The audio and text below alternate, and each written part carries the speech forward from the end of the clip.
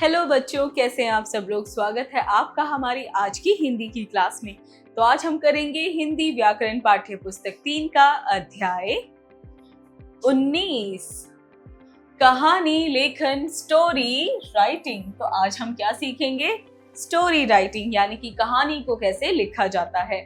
पढ़िए और समझिए। कहानी सुनना और सुनाना भारतीय इतिहास की परंपरा रही है। कहानियां सुनना व सुनाना न केवल बच्चों को अपितु बड़ों को भी बहुत पसंद आता है। कहानी लिखना कहानी सुनाने का एक अभिन्न अंग है। कहानी लिखना, पढ़ना और सुनना महत्वपूर्ण कलाएं हैं। ये हमारी संस्कृति का संरक्षण करने में सहायक सिद्ध होती हैं। इसलिए हमें इनका अभ्यास मौखिक एवं लिखित रूप से करते रहना चाहिए। तो बच्चों, हमारे भारत के इतिहास में कहानी लेखन की परंपरा सदियों से चली आ रही है और कहानी को लिखना और बड़े ही कलात्मक तरीके से पढ़ पाना और उसे सुन पाना भी अपने आप में ही एक बहुत ही अनोखी कला होती है। और साथ ही में हमें इसका जो है हमेशा अभ्यास करते रहना चाहिए ताकि हम इस कला से अपने भारत का जो इतिहास है उसका संरक्षण कर सकें। कहानी लेखन के समय ध्यान रखने योग्य बातें। कहानी का उद्देश्य स्पष्ट होना चाहिए। कहानी मनोरंजक एवं रोचक होनी चाहिए। कहानी की भाषा सरल, स्पष्ट और छोटे वाक्यों में होनी चाहिए। कहानी के चित्र, घटनाओं आदि के क्रम का ध्यान अवश्य रखना चाहिए। कहानी के अंत में प्रेरणादायक मूल्य अवश्य लिखना चाहिए। तो बच्चों, कहानी लिखते समय हमें क्या क्या बातें ध्यान रखनी चाहिए कि उसका जो उद्देश्य है, टॉपिक है, वो कहानी क्या बताना चाहती है, वो सब कुछ क्लियर होना चाहिए। कहानी मनोरंजक होनी चाहिए और साथ में ही कहानी जो है जितनी हो सके सरल भाषा में भी लिखी होनी चाहिए और इस कहानी के अंत में कोई ना कोई हमें प्रेरणा या शिक्षा जरूर मिलनी चाहिए। दिए गए उदाहरण को देखिए। तो बच्चों, पढ़ते हैं एक कहानी। आलसी टिड्डा। एक बिल में एक चींटी और बिल के नजदीक घास में एक टिड्डा रहता था। चींटी बहुत मेहनती और टिड्डा बहुत आलसी था। वह पूरे दिन उछल कूद करता, दूसरे जीवों का मजाक उड़ाता था। तो बच्चों, ये कहानी किसकी है? एक आलसी टिड्डे की और एक चींटी की। एक चींटी जो कि एक बिल में रहती थी, उसी के नजदीक एक घास में एक टिड्डा रहता था। वो बहुत आलसी था और बाकी सारे जानवरों का मजाक भी उड़ाता रहता था।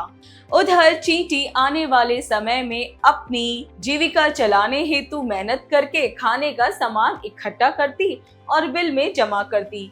चींटी जब भी टिड्डे को सामान इकट्ठा करने को कहती तो वो बहाना बना देता। अब बरसात का मौसम आ गया। कई दिनों तक लगातार बरसात होती रही। तो बच्चों, चींटी क्या करती थी? वो बड़ी मेहनत करती थी और अपने लिए सामान इकट्ठा करती थी और अपने बिल में रखती थी, जमा करती थी उसे, ताकि जब भी उसे भूख लगे या जब भी ऐसा हो कि खाना ना मिले तो वो उसे खा सके। लेकिन टिड्डा क्या करता था? टिड्डा आलसी था। उसे जब भी कहते थे कि खाना जमा कर ले, वो हमेशा बात को इग्नोर कर देता था।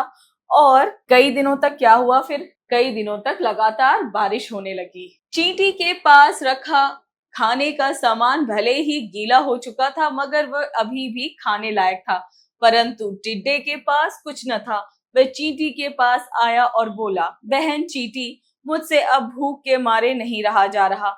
तुम मुझे कुछ खाने का सामान दे दो। मैं बरसात रुकने पर तुम्हें वापस लाकर सामान दे दूंगा।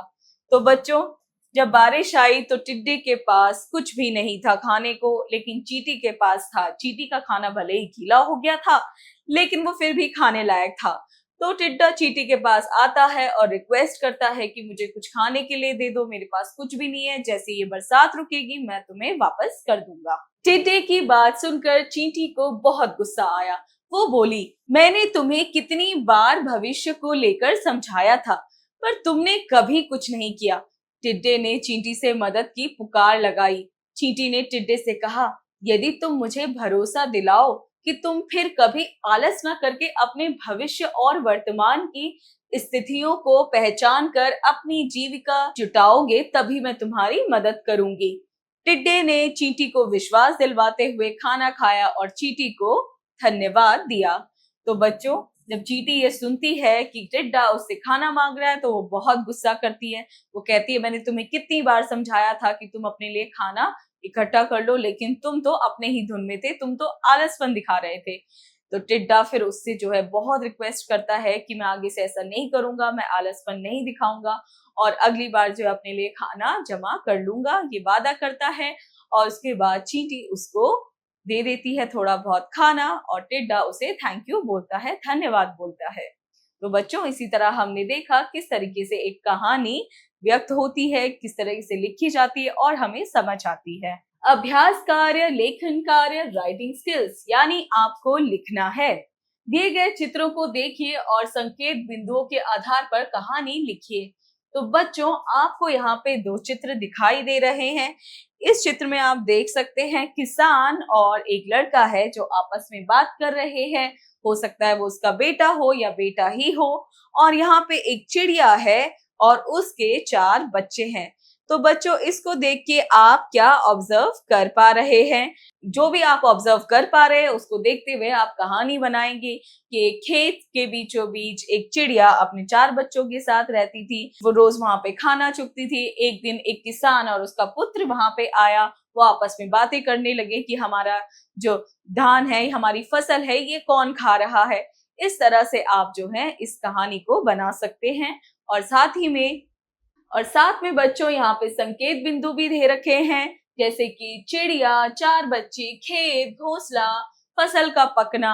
तो बच्चों, इन सारे ही शब्दों को आप अपनी कहानी के अंदर मिलाएंगे। जैसा कि मैंने आपको बोला कि एक खेत में एक चिड़िया अपने अपने 4 बच्चों के साथ रहती थी या उसके 4 बच्चे थे। तो इस तरह से आप क्या कर सकते हैं, आप अपनी कहानी को लिख सकते हैं। इसी के साथ बच्चों, आपका ये पाठ हुआ पूरा। मिलते हैं अगली क्लास में।